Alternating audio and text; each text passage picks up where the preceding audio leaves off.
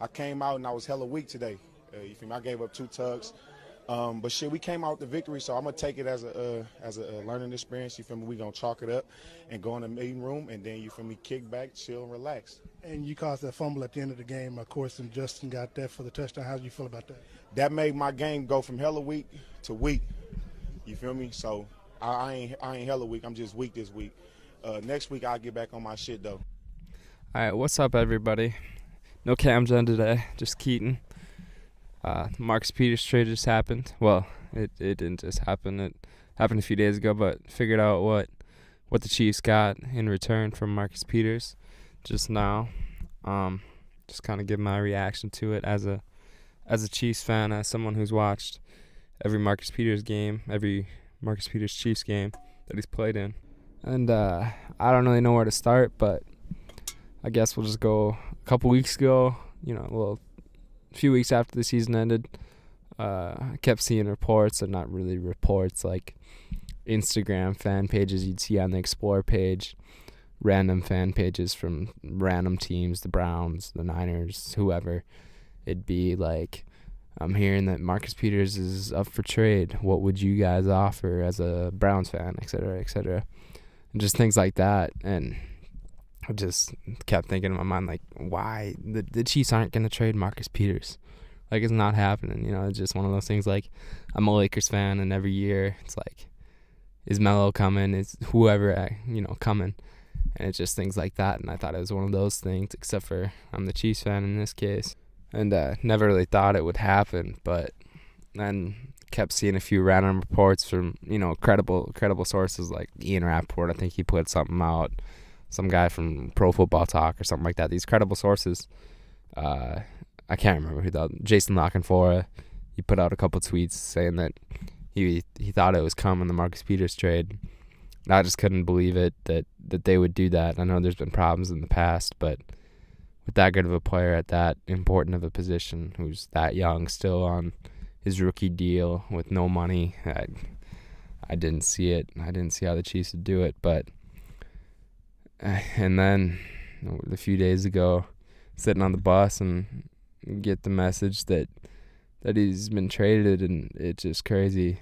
So back to a few weeks ago, going through my mind and seeing these random posts and everything, you think like, what would you even accept, or what would you offer from Marcus Peters if you were actually shopping him? And like in my mind, I struggled to come up with the offers. Like I could hardly name an NFL player that I would trade straight up 1-for-1 for Marcus Peters. He's that good and that important to me, and for the Chiefs. And somebody like Odell or somebody like that is about all I could come up with for a player for player trade. And then I was thinking draft picks, and they didn't even get a first, and like a first is the absolute bottom I thought it would be. It's just crazy. I was thinking, what I would accept. I probably wouldn't even accept 2 firsts for him. He's that good. And we accepted a second and a fourth, and it's crazy. The one bright side that I was thinking of this trade is right when I heard it happen, I was thinking, well, at least the combine and stuff will be more interesting, because we don't have our first round pick this year from the Mahomes trade, which I'm still cool with. Mahomes will be cool, but at least that stuff would be more interesting, because at the very least we'll have their first round pick, and we didn't get that. It's ridiculous. I really hope that there had to be more to it than what we have as just watchers know from the outside, not being in that locker room. I mean, he had to be more of a problem than what you can see from the outside. From the outside, yeah, he has his tantrums. Yeah, he yells at coaches on the sideline, but he throw his refs' legs and stuff. But none of that comes even close to trading away a guy like him. Last year, our defense was, the Chiefs' defense, I shouldn't say our, but the defense was so bad, and he was the only thing keeping it afloat. The only way we would make a stop is if Marcus makes a play, or the offense does something stupid like get a holding or just does something really stupid. Otherwise, teams could have whatever they wanted. If they wanted to run, give them 10 yards. If they wanted to pass, it was easy for them. 3rd and 8 every single time. So just don't throw Marcus's way and you'll get it. And that's why some of those tantrums, like in the Jets game where he got thrown out, I think it was the Jets game. It was one of those New York games. It was the Jets game because they were just getting thrown up and down the field and whatever the Jets wanted to do. And they're the Jets. Whatever they wanted to do, they could do it. And like sitting there as a fan, you wanted somebody to do something. And Marcus at that point, after giving up 38, and none of it really on him, like at some point, like you're gonna freak out. You're gonna do something. Like I wasn't even mad at him for that. Like I don't care at that point when Josh McCown is lighting you up. Do something, man. And he was the only one who would make a play for them last year. If it wasn't for him, they wouldn't create anything negative. Never a tackle for a loss, never a sack. Going into next year without him on our defense has holes everywhere. I know we got Fuller from the Skins in that Smith trade, but I mean honestly, as Chiefs fans, we don't know what he's gonna be, unless you're a Redskins fan or watches a lot of Redskins games. And I watched quite a few 3 or 4 Redskins games this year, but I mean honestly, you don't know anything about, well, you know him, but you don't know anything about this corner and how good he actually is. I saw Steven Nelson the year before last was rated out as second best slot corner in the league, and that's what everybody's saying with this Fuller is, rated out as the best or second best slot corner in the league. And yeah, that'd be awesome to add. Hopefully he's everything, and all the Redskins fans and all the Redskins players and his teammates were super mad about him getting traded and upset and thought it would really hurt him. So that's good signs, but players like him, like Marcus Peters, don't come around.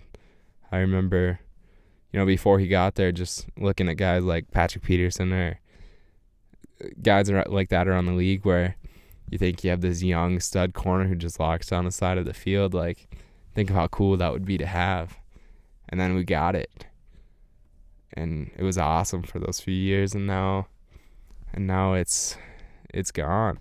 And guys like this, they're not walking around down the street, you got a second round pick and a fourth round pick, but good luck replacing Marcus Peters. That's elite corners like him don't come around. They don't come around very often, and they had, in my opinion, the best corner in the NFL at 24, 25, 2 years left on his rookie deal. Yeah, it would suck paying a corner what he would command, but in my opinion, it's just given up way too early. Like, things had to be really bad, and I hope we find out about it. I don't want to kick a player on his way out, but if things weren't more than what we know as an outsider, it's just a terrible trade. Like, I just can't understand it. So when you're looking at this defense for next year, you're wondering where the defense is gonna come. How are you gonna get stops? They have limited cap space. Eric Berry's coming back, which is a huge plus. He'll be awesome. Hopefully Justin Houston can get back to what got him that big contract, but he played this whole year. He's pretty healthy all year, at least from what we can tell.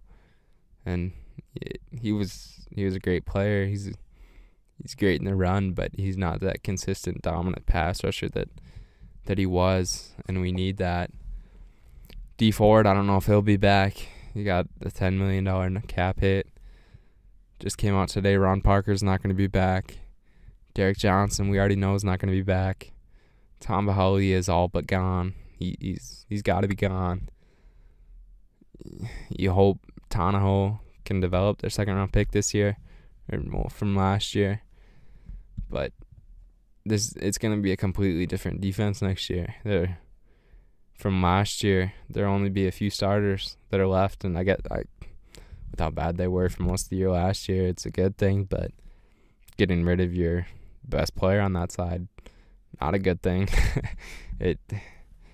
It'll be interesting to see how they rebuild that defense, and I know they want to get younger faster, which they need to. Derek Johnson, Tamba, those guys, yeah, they've been some of the best Chiefs ever, but it's time to move on from them. But you got a guy 24, 25.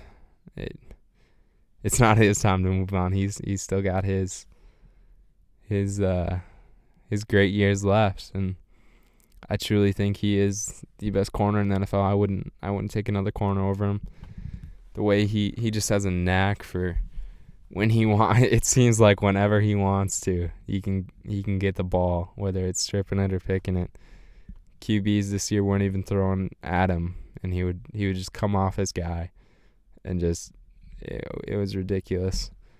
I think there's this perception of him that it's kind of boom or bust, or that he'll give up a lot and take chances, and he'll get beat a lot, and make a few plays, but that was just his rookie year where he was giving up a whole bunch, and since then it's been pretty locked down. And if you throw his way, most times it's gonna end up bad, and it's tough. I don't know how this defense is gonna get better with the limited options they have, and giving away their only positive really from last year. And you can say there's a few positives. Ragland showed flashes. I mean, Houston's still a really good player, but outside of that, what are you really looking at? You're hoping for Fuller. I'm sure they're gonna add something in the drafts. I mean, they should use everything on that side, and it's bleak. Well, we'll see what they can do. They're bringing back Bob Sutton, which I think only 5% of the fan base wanted it. They were out there running the same thing every single time, and I think Marcus Peters would blow up on Bob Sutton a few times, and you'd see that on camera sometimes, and that's the things that people would knock him for. But I mean, honestly, sometimes you should never, as an NFL player, I'm sure, never do that, but it's tough when you're just getting beat time and time again on the defensive side, and you want to change something up and do something about it, but never really happened. Yeah, so as bad as it is, I hope something comes out and they say how bad it really was. Otherwise, it makes no sense. They put themselves in this. They had it in their mind. I don't know when they decided, but they decided a long time ago. Well, at least a few weeks, a month ago, that Marcus Peters was not going to be on this team next year. And when you do that, the trade value, like, it's just nothing. Well, it's for Marcus Peters, it's going to be something, but when you have to trade him, it's just not going to be what it would be if you were coveting him. And you can't even make trades yet in the NFL. What is it? It's still February. Why do it now? I get that they want to have their roster ready for free agency and the draft and get that ready, but you can't even make trades yet, and they were so urgent. Like, you can wait. It's a second round pick and a fourth round pick. I don't think that's leaving the door anytime soon. And if it, like, I just shouldn't have done that, but you still got the whole draft and free agency. Trade them during the draft if you want to do that. Hold on to him. I really hope it was to that point where he couldn't stay another year. I mean, if you let him play out another year, let him walk after the year, you get a third round compensation pick no matter what. He's signing for a lot of money. So I mean, they got a second and a fourth and gave up a sixth. How much worse is a third round compensatory pick? And while you get another year out of him, I guess if it was that bad, I mean, got to do what you got to do. I mean, I get that part, and I trust Andy Reid and the Chiefs organization. I mean, when it was Andy Reid and John Dorsey making all the calls, I didn't question a single thing Jeremy Maclin cut. It seemed crazy to me, but these guys know what they're doing. They're really good at their jobs. They built this roster really, really well. And I wasn't going to question a single thing. The Alex Smith trade, he was so good this year, but I didn't question it because I know that Andy knows that Mahomes is going to be crazy this coming. He knows he's got it. Otherwise, he wouldn't make that move. And I feel like when it was John Dorsey here, the Chiefs' old GM, Andy really didn't have much of a say in the roster construction, the personnel moves. Like whenever he was giving an interview or things like that, whenever a reporter asked a question, will you look at adding another running back or anything like that, scouting guys, he'd always just say, I leave that to John, and that's his department. But now when you hear him talk about, since John's left, he'll be like, yeah, that'll be something we'll look at. Me and Veach will look at that. So he definitely has more say in everything now, which is probably a good thing. But John Dorsey is super good at his job, and I'm sure he'll turn the Browns around. And that's still a tough one to solve that he's gone. But back to what I was saying, you just kind of trusted everything they did, and you don't really know with Brett Veach. Don't really know anything about him. Doesn't really have a history making calls. The Reggie Ragland trade, that looks like it's gonna work out pretty fine. But the Cam Irving, that looks pretty rough. We'll see about the Alex Smith trade. We'll see about the Marcus Peters trade. We're gonna find out, but you just don't know at this point. And if it was John Dorsey making the call, I'd say okay, it was that bad, but we'll have to see. It better have been that bad, otherwise. Like, what would a team offer for Jalen Ramsey right now? I think Marcus Peters is the best corner in the NFL. He's 24, 25 years old. I'm not sure. One of the two. I mean, that's dang near the same age as Jalen Ramsey, and you'd think if the Jaguars give up Jalen Ramsey right now, it'd be 2-3 firsts. I don't think they'd accept 2 firsts. Like, how do we get a second and a fourth, and the second isn't even this year? Like, it's hard to believe. And I've seen, like, some people have been speculating, Marcus asked for a trade, and that's something that I think could have happened. I don't think Marcus was ever truly felt like this was his place, like he wanted to be here forever. He always is talking about Oakland and where he's from and how much he loves it, and that's all great. But, I don't think he was ever really truly welcomed by the fans.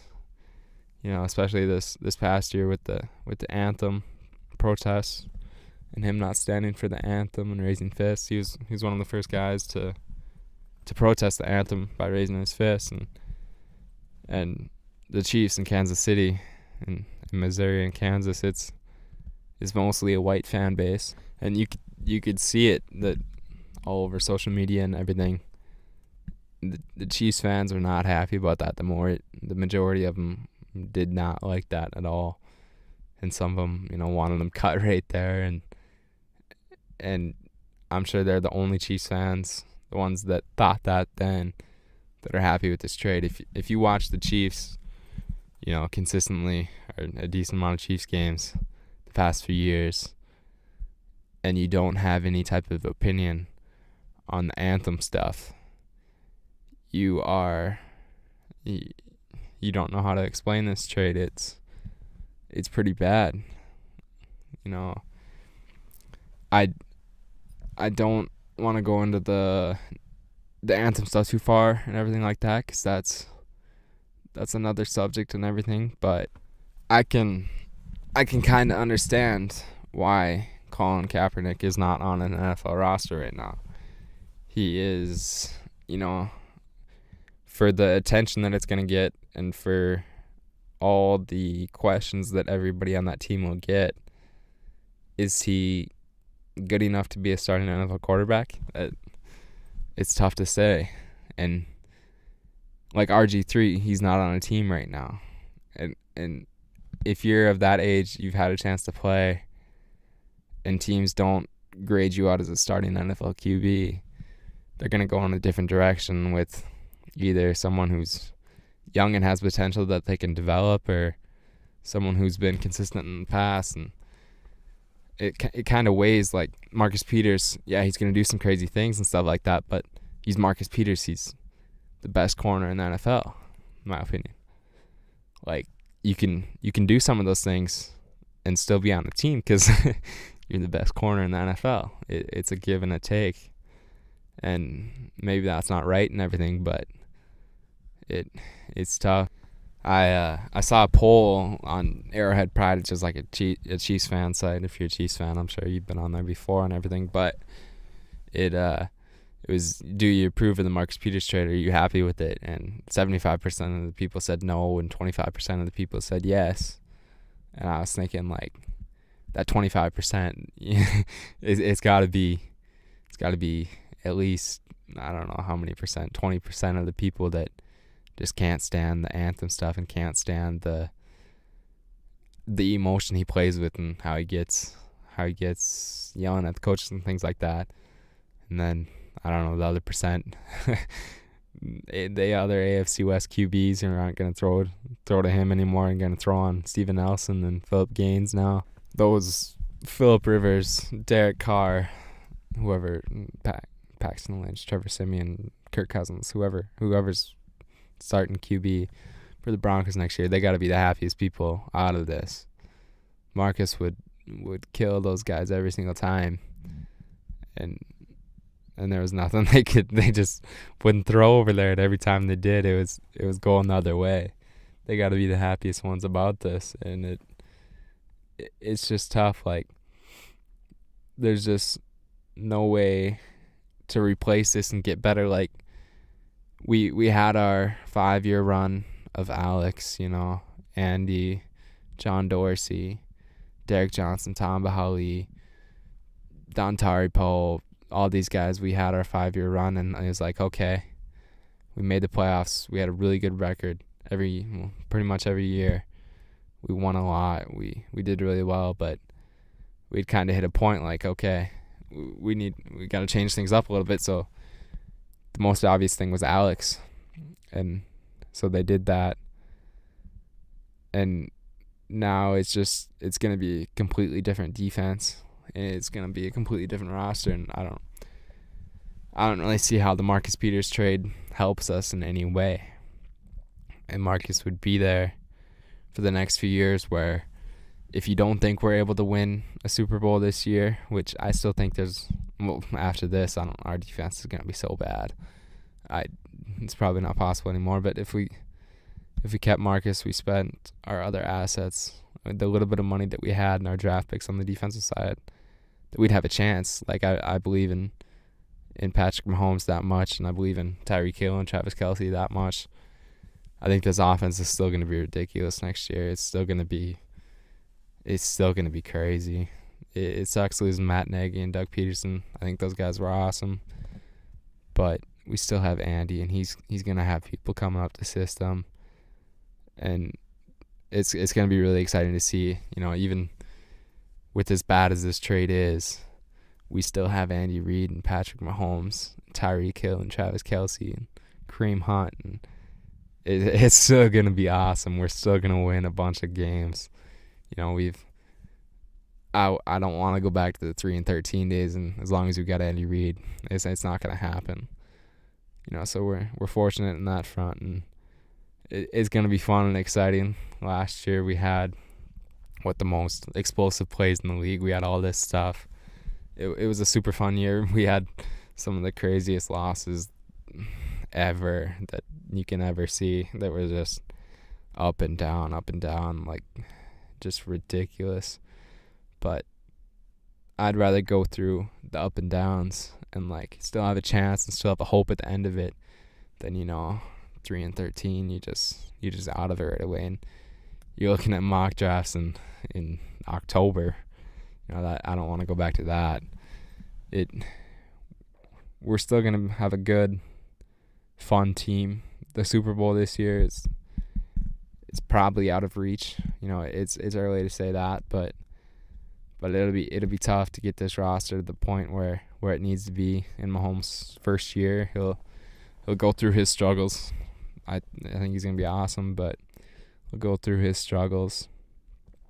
It'll be really interesting to see where they try to add pieces. They added David Amerson. Like Fuller, you don't really know anything about him as someone who hasn't watched 10 of their games, every year. You don't really know these corners and how good they are. The only thing you really know about them is Tyreek Hill running past them 3 times a game, but hopefully he doesn't have to go against him anymore, so hopefully that doesn't happen anymore. But we'll see. Like I said, really hope that there had to be more to this. I mean, there's just no other way to explain it.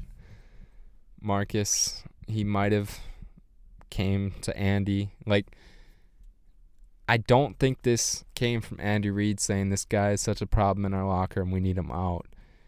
Because Marcus, he was just on NFL Network today, and he was talking glowingly about Andy Reid and how good of a guy he is and their relationship. And I just don't think that Andy has that opinion of him. He never said anything like that in press conferences or anything like that. So I don't think it came from him.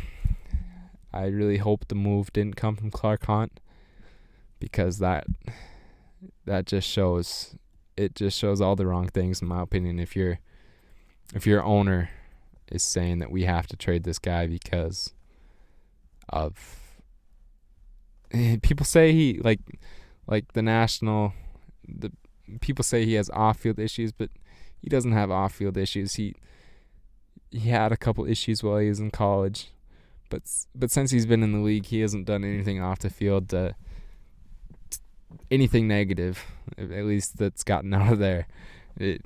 He's done only positive off the field, only helped the community and been good to the community. He goes on his on the field rants and things like that. But if it comes from the owner where we got to release this guy because he won't come out for the anthem, and Clark Hunt talked to Marcus Peters a few games in to him not standing for the anthem, and he told him, we got to have this. It can't be this way with our fans, And Marcus would just stay in the locker room for the anthem. And so Clark wasn't a fan of it.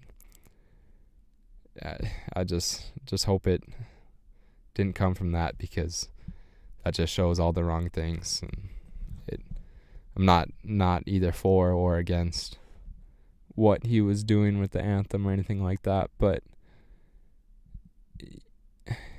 to say we can't have you on our team because you did this, it's just tough, and especially showing to other players who are thinking about re-signing or signing with you, and just gives the wrong message when you do that or do something like that. So I guess that's all I really got. It's gonna suck not seeing 22 out there on the field next year for the Chiefs and lining up in the Chiefs uniform and going against them next year as a Ram. I'm sure Marcus is happy about it. He's back in California. He's in LA. He's got a new situation. I'm sure he's happy. And I'm sure the Rams are going to be really good next year. And I'm sure he's going to have a really good year. And we're going to be sitting there watching what did we do? But hopefully it all goes well. There's got to be more to the story than we know, but I really don't know if there is.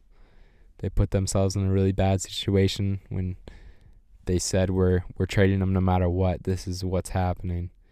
The offers are just not going to be what they should be. And I really don't know why they had to pull the trigger so quick, but they did what they did. It is what it is. We still have Patrick Mahomes. We still have Tyreek Hill. We still have Andy Reid. It's still going to be an awesome year. It's still going to be fun to watch. And, yeah. If you're new listening to this, which probably not, to be honest, probably like 5 people, and you're probably not, but try to get it out there a little bit. So if you're new to this, subscribe to us on YouTube, Sportsify Pod, on Twitter at Sportsify Podcast, on SoundCloud Sportsify Podcast, Instagram Sportsify Pod. Then we're on everything. Just search Sportsify, and hopefully you'll find us. Oh, we got plenty more to come. I'm sure after the Vikings sign Kirk Cousins in a couple of weeks, Cam's gonna be freaking out. Have to do a pod then. We got more things coming. It'll be fun. Stay tuned. All 9.7 billion of our listeners. No, I'm kidding, all 5. We got more things coming, so stay tuned. Oh, you know what happened? I'm finna go get loaded.